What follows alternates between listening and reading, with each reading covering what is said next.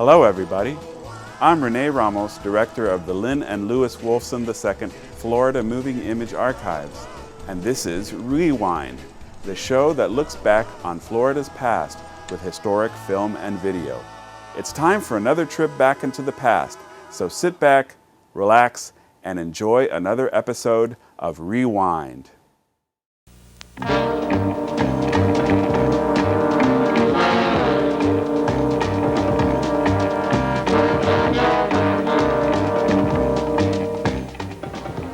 All alone she rides, day and night, through the most dangerous parts of town. For a woman in a uniform, it's like being a sitting target asking for trouble. But that's her job. She's a police officer. You'll see her story tonight. You'll also meet Arlene Dahl. Her parents wanted her to be a missionary, but she became an actress instead. And you'll find out what South Florida's inventors are up to. These are the scenes we bring together for tonight's Montage. Good evening, I'm Ralph Resnick. Our first story tonight is a portrait of a young woman doing a job most of us would be afraid to try. Janine Henderson leads a dangerous life. She's one of 104 police women in the Dade County Public Safety Department. Janine grew up in Miami, graduated from the Miami-Dade Police Academy last year, and for the past 6 months, she's been patrolling the streets of Liberty City. Janine sometimes rides with a partner or else by herself. Did you ever want to be a cop? Yeah, all my life. You're kidding. All my life, since I can remember, about 5 years old. It's one of those things where you see it on television. I used to watch Rescue 8, I think it was, and all the police officers come out, and then you watch Down in 12, And it's just a thing that just sort of grew, And the closer I got, the more I wanted it. Were you a tomboy? Yes, climbed trees, fought the boys, anything. Well, my neighborhood was mostly boys anyway, so that's all I had to play with. So I could fight them just as well as they could fight me. 21-year-old Janine admits she's no longer a tomboy, but she's still fighting men in the street. Only now, it's part of her job. Anderson? Yes, sir. 3011, 2124, east of 22. Janine's the only female officer in a squad of 11. She says the men are by no means resentful. In fact, they're a little bit overprotective. It's like a baby sister type of deal. They watch over me like godfathers, They've asked for my help a few times. And, of course, I need them. It's just like a family type of thing. You need each other. Moments after Janine was on the scene of a reported robbery, 2 fellow officers stopped by to see if she was okay. It was a false alarm, but Janine says she always appreciates a backup. Most of her day is spent checking out similar complaints or stopping traffic violators. How do people react to a woman in uniform? They take a double take. The first thing, or if you pull up next to them, they look, and then they look again to make sure that what they saw was what they saw. You go up and ask them for their license, and they say, yes, sir, and I mean, no, sir. I mean, yes, ma'am, And I think most of the time they're surprised. They're not sure how to handle the whole situation, They don't know how you're going to handle it. So they just sit back and watch what you do. Slowly the shock is wearing off. In fact, on the small streets Janine patrols, most everyone knows her, and she has made a point of knowing them. Janine can tell you who's related to whom and who hangs out where. But communicating wasn't always this simple. Many people were once leery of her. When you go up into a scene or something, or come across a man or something, or when you pull people over, they're unsure of the way the woman's going to react. They're not sure how she's going to react to different situations. Is she going to jump on the guy? Is she going to stand back and let things happen? Is she going to react into the situation, cause problems? Is she going to ask questions, or is she going to run the scene herself? Does she need to back up? Can she handle the situation herself? They're not sure of that. There aren't enough people, there aren't enough women on the force to set up a given pattern. Janine says it's important to remain in control at all times, to be authoritative, and to show area residents that while she may be friendly, she still has a job to do. Yet Janine will never pass up a chance to talk or help neighborhood children. She says she has a soft spot for kids. I love kids. I adore kids, and I don't care what color or creed they are. You know, kids are kids, and they're unique because they do things differently. You know, and they're very innocent. They really are. I love them. I don't fight them off. What you doing? Playing baseball? Yes, ma'am. Who's winning? 21-35. You are? What's the score? 25 nothing, y'all. Shut up. Y'all listen, huh? You guys? Okay, listen, just a minute. Y'all be careful out here in the street, okay? If you can, play back over there by the front of the apartments, all right? All right, when you go back downtown, tell them to clean that field out for us. Okay. Bitch. All right, see y'all later. Take it easy. Janine admits she's probably more emotional than the men on her squad, but she says she's able to control her feelings, although at times she's put to the test. You come across a real bloody scene and things, you just want to, vomit or something, and you just, the excitement, there's so much to do at the time, you just get everything done. And when you sit back and think about it, you go, oh, how gross or how terrible, and then it's all over. You don't worry about it anymore. Do you ever feel like you want to cry? Sure. A scene like that?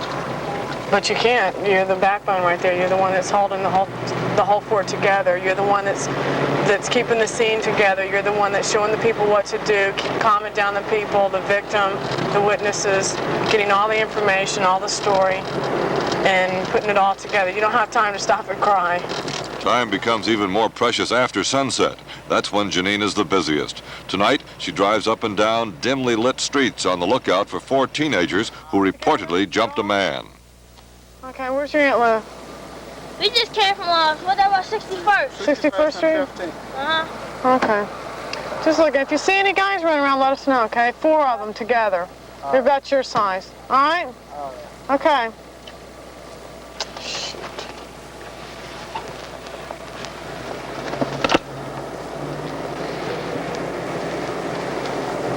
You guys live around? Where you coming from?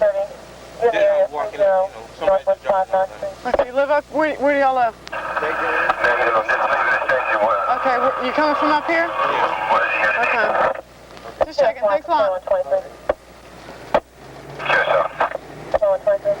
Aren't you ever scared, though, of getting shot? I mean, in reality, this is not the most protective job, to say the least. Aren't you think scared? about it, but you put it out of your mind, because if you went out on the street every day and thought, oh, I think I'm going to get shot today, you're going to be very paranoid. The chances are there. I mean, the opportunities are there. You could get shot. It's your job, though, and you put it out of your mind.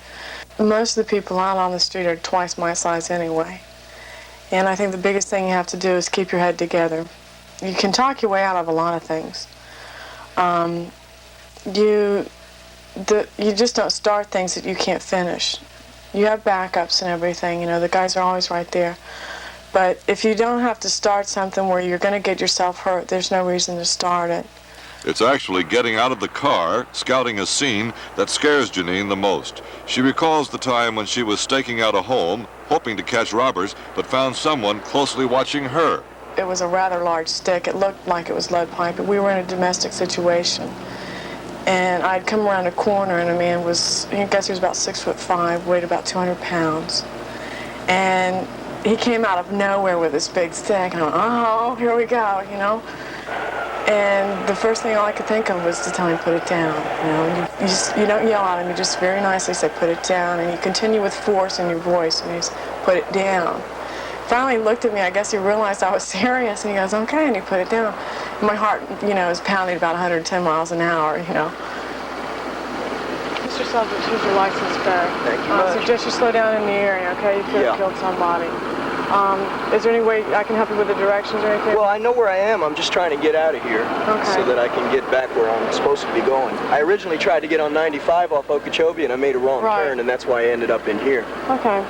Just watch your speed and watch the kids, okay? Yeah, I appreciate it. Okay, drive carefully. Good night.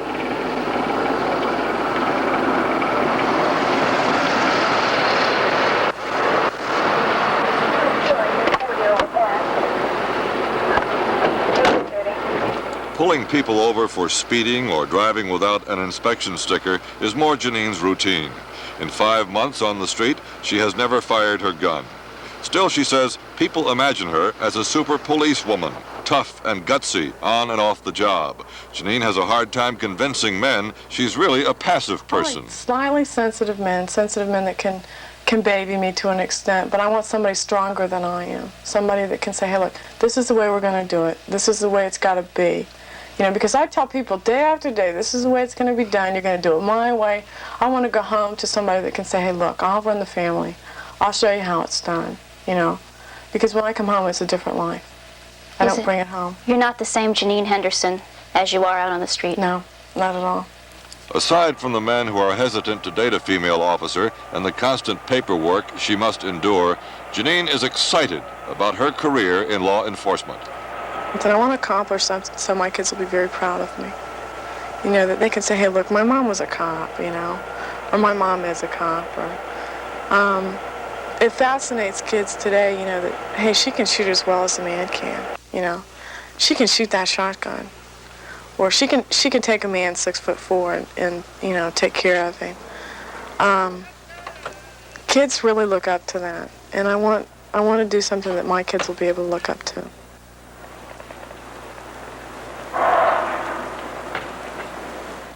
Miami-Dade College has career paths in anything you want to be. What's your story?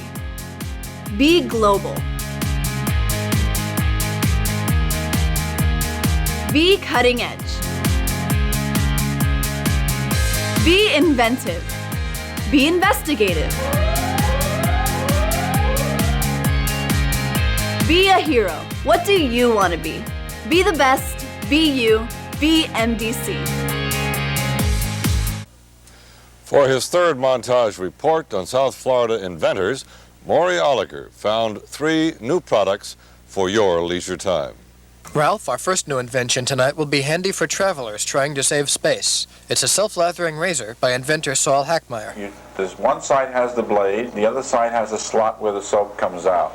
What you do is place the slot against your face, tilt the head, soap comes out.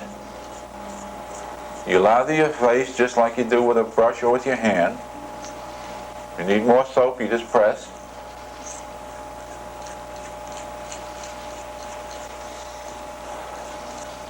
This even puts the soap into your flesh because with this applicator it's even more directly applied to your skin than with your hand, or even, well, almost as much as a brush anyway. I guess you wouldn't waste as much either. No, it uses less soap too, that's also true. Now your face is lathered and all you do is just turn it around to the blade side and shave. Now, why was there a need for something like this? Well, why was there a need for the fountain pen? Why not use a bottle with a quill? The idea is to make it more convenient, make it more practical, handier, and reasonable to do the job of shaving. Now, people have to shave usually every day. I'm just rinsing it off, sorry. And as you see, I haven't picked up a can of soap, got my hands all full of soap, and then had to wash them off before I started to shave. The whole thing is in my hand. Now, how much do you think a thing like this will cost when it gets to the market? In mass production, it should sell for under $1. And how many shaves would the consumer get? This size container will hold about 15 shaves, normal shave. You can't buy that aerosol model yet, but a squeeze bottle version is available at a North Miami Beach drugstore. Our next new product is one that will make life easier for needlepoint hobbyists. Inventor Fred Meyer showed us the problem. You can readily see where it's crooked, and the device is used to bring it back. You can readily see by trying to bring it back to shape by stretching it, see. That wouldn't work very well by hand, would it? No, it's impossible to do it by hand, and it's necessary to block it in some means that it retains that shape until the memory of the yarn has been brought back to its original shape. Meyer's invention blocks and straightens crooked needlepoint.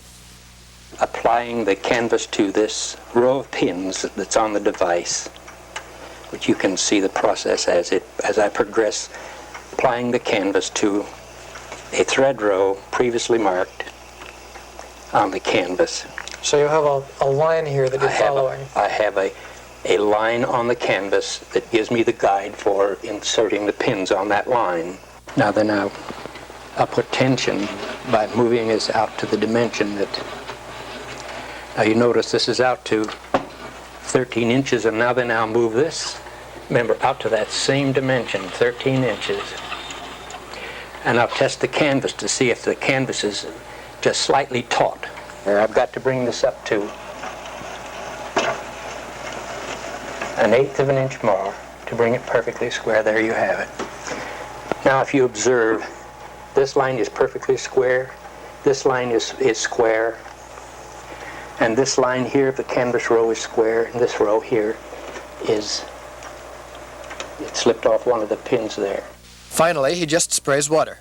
When it dries, the needlepoint will stay straight and square like this framed picture. The device is available by mail. Finally tonight, we have an invention aimed at bicycle safety. Inventor Henry Margoloff explains. This device is really a signal for a bicycle while it's on the open road. You know, most of the time, these bicycles are being driven off the road by the automobile. And this signal device is to be used in such a way that it forces the automobile to avoid the bicycle. Now that's done in a very simple way.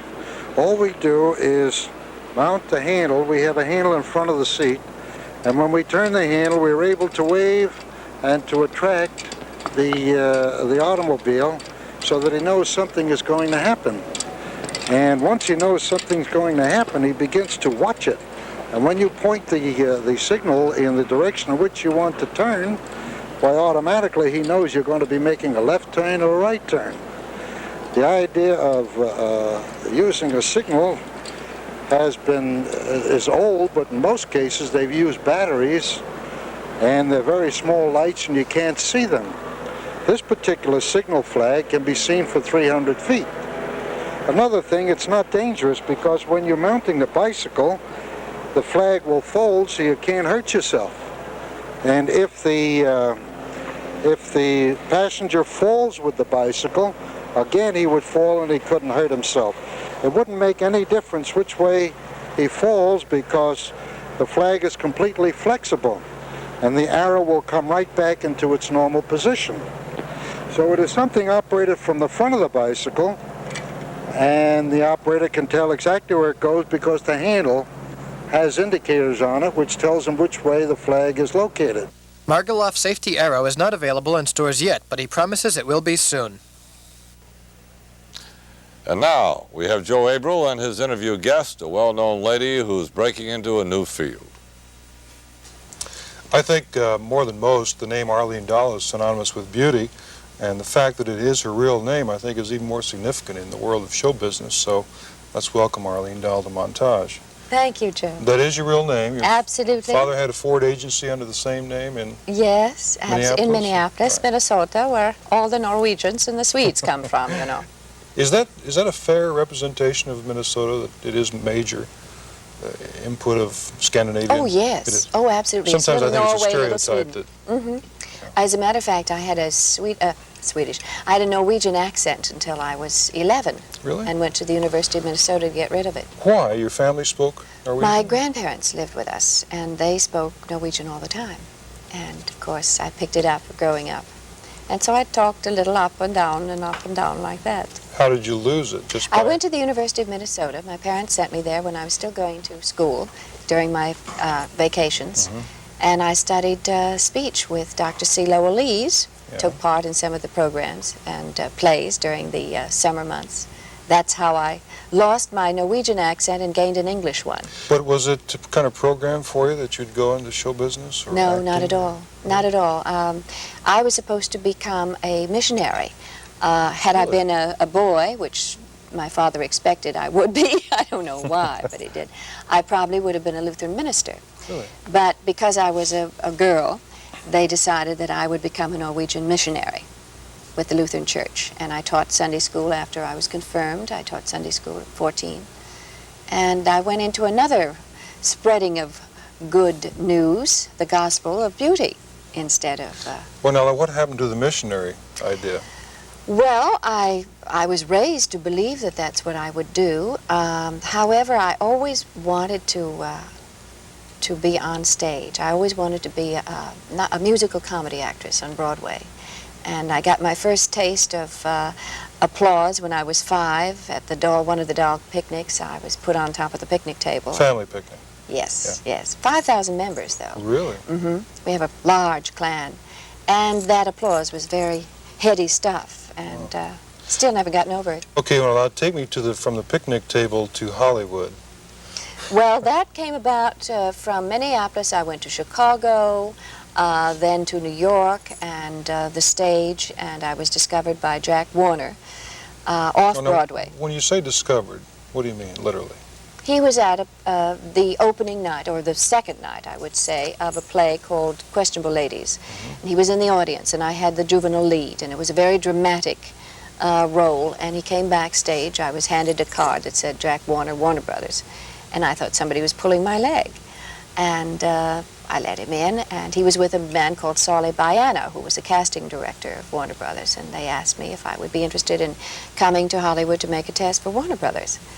And I said, gee, you know, I have a very good business during the day in New York. I was a fashion model. I was earning about $500 a week as a fashion model and a photographer's model. And I said, I don't think I can afford to do that unless you can pay me to come to California. So they did, and I did. And somehow somebody liked the test, and I stayed. Okay, let's talk about your perfume for a moment. Now, you're here under the auspices of Neiman Marcus. Are they the exclusive agent for that perfume? Here, at this time, yes, they are. I'm in all of their stores now. Yeah. I opened at Bergdorf exactly a year ago in New York, and had great luck there. The second store, of course, was Neiman in Chicago, their new store there. And we are now the leading fragrance with that store. I seem to notice a tremendous new entrance of perfumes in the marketplace. Is that true? Yes, it seems that if you're a designer and you've designed anything, including a diaper, you go into the fragrance business. But that isn't why I went into it. 3 years ago, I was in Paris and interviewing for my book that I'm still writing. I interviewed the president of Reur Bertrand Dupont, which is a very fine fragrance house, and I told them that I had a problem in keeping fragrance on me. It would disappear in the 15 minutes, half an hour, something like that, or else, the minute I put it on, it would turn to acid on my skin. And so the president accepted this as a challenge and said, I will design a variation on a theme for you, and you'll try what I give you, and you'll see that it will last on you. And he did, and it did, and I got so many compliments on this particular fragrance that I decided to put it on the market and share it. I presume that's what I've been smelling in the studio. Yes, it's called Dahlia. I must say it is a gorgeous scent. It has a floral base, but it has woody and spicy and citrusy notes as well. It's a modern blend. But you know, I guess I'm a cynic. I see all the designers coming with scents, and I always imagine that the perfume makers of the world have a storeroom. They open the door and there's 86 different ABCs. They say, let's give Halston C and Dior D, and is not so? No, not exactly. Really? What happens, and this is what I've been told, is that a designer, let's say, goes to a fragrance house and he discusses with the people who put these concoctions together what he would like: a modern blend, a floral, a sporty fragrance, something like that he likes, and or she. Although there are more men than women now going into the fragrance business for women. I've always liked a floral blend with woody and spicy and citrusy notes, and if I'd been able to have it last on me, I would have benefited much more. But this really does last up to 8 hours, and really? Most perfumes do not. Most perfumes on me do not, and I've found since going across the country that most women have that problem. Really? And I think if you're going to spend a lot of money for perfume, you might as well get something that lasts. Is yours expensive? It's $75 an ounce. It's not the most expensive perfume. Joy is $100 an ounce, and Jeffrey Bean's new fragrance, Red, is also $100 an ounce. But the reason it is that expensive is that I use, in this fragrance, there are 130 natural French oils in it, and it goes into the skin and moisturizes it as well as perfumes it. So it lasts because it goes into the skin, not into the air. Well, Arlene Dahl, thank you. Thank you, very John. much for being with us. We'll be right back. Miami-Dade College has career paths in anything you want to be. What's your story? Be global. Be cutting edge. Be inventive. Be investigative. Be a hero. What do you want to be? Be the best. Be you. Be MDC. Since Florida's big freeze of 77 a few weeks ago, we've all heard conflicting reports of its impact on our state. Has it dealt us a crippling blow? We'll look into that question next week on Montage. We'll also bring you a report on efforts to rebuild the shaky finances of Florida Memorial College. And Joe Abel's guest will be Metropolitan Opera star Roberta Peters. That's our montage for tonight. This is Ralph Resnick. Good evening. Is there any way I can help you with the directions or anything? Well, I know where I am. I'm just trying to get out of here so that I can get back where I'm supposed to be going. I originally tried to get on 95 off Okeechobee, and I made a wrong turn, and that's why I ended up in here. That's about it for this edition of Rewind. Just time to remind you that Rewind features historical film and video from the Lynn and Louis Wolfson II Florida Moving Image Archives. To see more from the Wolfson Archives collections, visit our website, wolfsonarchives.org. You can search the archives catalog and watch video online. And be sure to connect to our YouTube channel, where you will find hundreds of carefully curated clips, or link to the Wolfson Archives Facebook page to keep up with our busy calendar of historical happenings. Until next time, I'm Rene Ramos. Thanks for watching.